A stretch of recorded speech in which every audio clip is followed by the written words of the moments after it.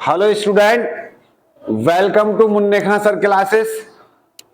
देखिए आज हम आपको ये क्वेश्चन करके दिखाते हैं। इसमें इन्होंने कहा है यदि एक घन का प्रत्येक सिरा आधा कर दिया जाए तो इसका आयतन कितने गुणा घट जाएगा।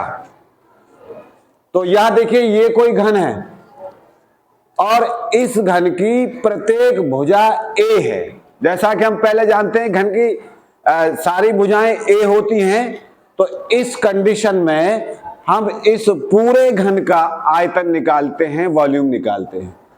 तो सबसे पहले हमें इसकी साइड सपोज करनी होगी, माननी होगी। माना इसकी साइड ए है।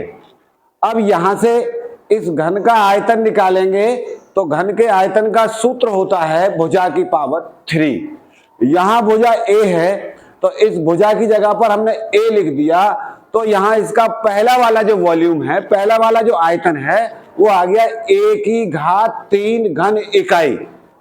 अब क्या किया इसने ये कहा है कि अगर इसकी प्रत्येक भुजा को आधा कर दिया जाए, यानी प्रत्येक सिरा इसका आधा कर दिया जाए, तो उसका आयतन कितने गुणा घट जाएगा। तो अब इसकी भुजा हमने प्रत्येक आधी कर दी तो ये a/2 हो गई। अब इसका जो पावर 3, क्योंकि भुजा की पावर 3 होता है इसका आयतन, तो यहां से इसको जब हमने सॉल्व किया तो a की पावर 3 और 2 का 3 बार मल्टीप्लाई किया तो 8 आ गया। और ये इसका नया आयतन आ गया।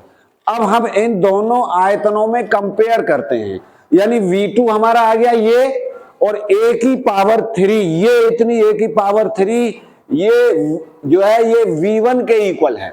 तो हमने यहां इसकी जगह पर V1 रख दिया। अब हमने इनको दोनों को देखा तो ये जो नया वाला जो आयतन आया है पहले वाले आयतन का 1/8 आया है। इसका मतलब ये हुआ कि ये आयतन जो आया है वो 1/8वां घट जाएगा। और यही हमारा आंसर है। Thank you.